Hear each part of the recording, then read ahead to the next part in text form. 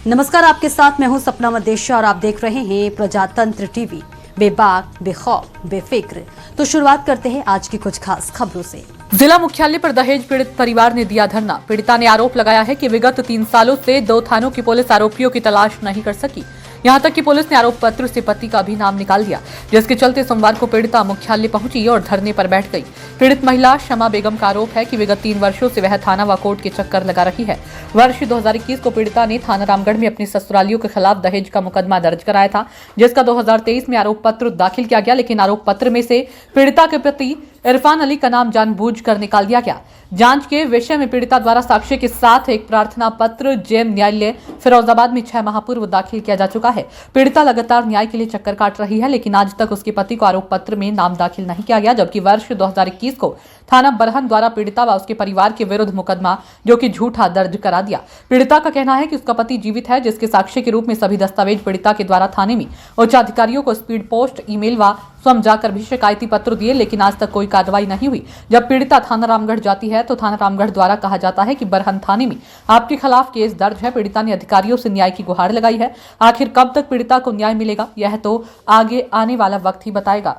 देखिए, किसी भी व्यक्ति को, महिला को, कोई भी हो, जब बहुत ज़्यादा परेशानी हो जाती है ना, किसी को शौक़ नहीं होता कि वह अपना घर बार छोड़ के परिवार सहित यहाँ पर जिलाधिकारी कार्यालय के बाहर बैठे हुए हैं कि मैं यहाँ के बैठूँ, ना ही ये किसी राजनीतिक उद्देश्य से बैठे हुए हैं। इनकी कहानी बहुत ही दर्द भरी है। मैं आपको बताऊँ, जब ये मेरे संपर्क में आए, मैं एक सामाजिक कार्यकर्ता भी हूँ, एक आम आदमी पार्टी में एक पद भी है मेरे पास, उस नाते भी एक एडवोकेट हूँ। जब मैंने इनकी कहानी सुनी, हमने लीगली प्रोसेस करे उस पर।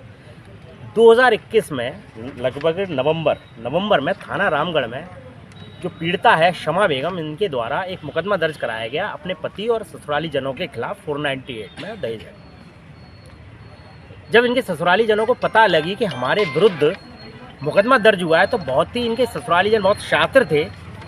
उन्होंने 20 दिन बाद पुलिस से सांठगांठ करके थाना बरहन, जो कि इनकी ससुराल का थाना पड़ता है, वहाँ पर शमा बेगम, उनके पिता और परिवार के विरुद्ध अपने ही पुत्र के यानी कि शमा बेगम के पति इरफान अली के अपहरण का मुकदमा दर्ज करा दिया 2021 में, इनकी एफआईआर होने के 20 दिन बाद।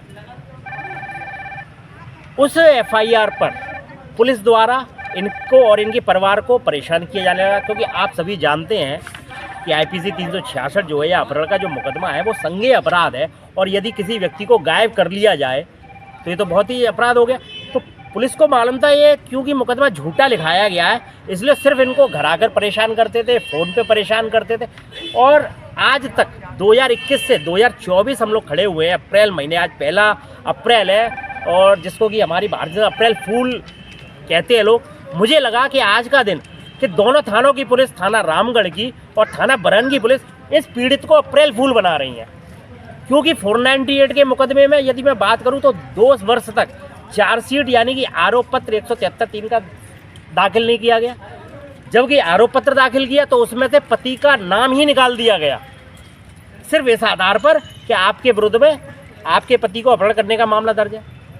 और ना ही थाना बरहन पुलिस द्वारा, आईओ द्वारा अभी तक कोई भी आरोप पत्र न्यायालय में दाखिल किया गया, ना ही उस पर कोई अंतिम रिपोर्ट लगाई गई, और ना ही अभियुक्त, जो कि शमा बेगम अभियुक्त है, उनके अनुसार उनको गिरफ्तार किया गया। तो ये रिश्ता क्या कहलाता है, ये समझ में नहीं आ रही ससुराली जनों का और पुलिस का सांठगांठ का। माननीय न्यायालय में हमने जांच के लिए, एक निष्पक्ष जांच के लिए आवेदन भी दिया था लगभग 6 महीने पहले। 6 महीने से हमारे न्यायिक मजिस्ट्रेट महोदय ने कई बार एसओ साहब को तलब भी करा, आईओ को तलब किया, लेकिन अभी तक आईओ साहब हाजिर नहीं हुए। बार बार यही कह रहे हैं कि विवेचना जारी है, विवेचना जारी है। इसी दरमियान पीड़िता द्वारा रो धो के, जो कि हमें बताया गया कि बरहन बैंक से अपने पति का जो बैंक खाता इनके पास था, आधार कार्ड था, उसके आधार पर स्टेटमेंट निकलवा के लाया गया, और जिससे कि पता चलता है एविडेंस से कि उस स्टेटमेंट के अनुसार इनका पति जीवित है और अंगूठा लगा लगा कर पैसा निकाल रहा है, और नए स्टेटमेंट के मुताबिक वह आज कहीं नौकरी कर रहा है, जिसकी सैलरी भी आ रही है। इतना सब साक्ष्य होने के बाद न तो बरहन पुलिस कोई काम कर रही है, न थाना रामगढ़ की पुलिस काम कर रही है, और ना ही इस पीड़िता को, शमा बेगम को न्याय मिल पा रहा है। न न्याय के मंदिर में न्याय, इसीलिए आज ये मजबूर है, जिसका कि ये संक्षेप में विवरण है। आखिर क्या अब इसको न्याय मिल पाएगा या नहीं मिल पाएगा, ये तो हमारा प्रशासन और मैं इसलिए बैठी हूँ कि मुझे इंसाफ चाहिए। काहे का इंसाफ चाहिए?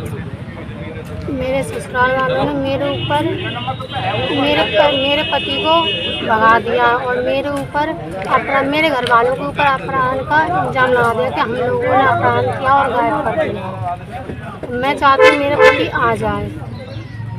आप इसके लिए अधिकारियों से नहीं मिली? मैं बहुत मिली, मैं सबसे मिली, पुलिस वालों से, एसपी से, सबसे। तो सबने मुझे बस धमकियाँ दे रहे हैं, गालियाँ वगैरह, गंदी गंदी गाली वगैरह। रामगढ़ थाने जा रही हूँ तो बरैन थाने कह रहे हैं कि बरैन थाने जाओ, बरैन थाने जा रही हूँ तो रामगढ़ थाने कह रहे हैं, और बरैन थाने जाती हूँ तो वो लोग मुझे पकड़ने की धमकी देते हैं। तो कहते हैं क्या अब किसी तुम आई तो तुम्हें जेल पहुँचा देंगे। यहाँ कब से बैठी हो तुम? यहाँ तो मैं आज ही बैठी हूँ और मैं परेशान हुई, मेरी कोई सुनवाई नहीं हो रही है। और यहाँ तक मैंने स्टेट में जी बैंक खाते का वो निकालवा लिया है, खाता जिससे वो अंगूठे से पैसे निकाल लिया है, जीवित हैं, तो भी कोई सुनवाई नहीं हो रही है। तो फिलहाल के लिए इस खबर में इतना ही। देश और दुनिया की तमाम बड़ी खबरों को देखने के लिए देखते रहें प्रजातंत्र टीवी। नमस्कार।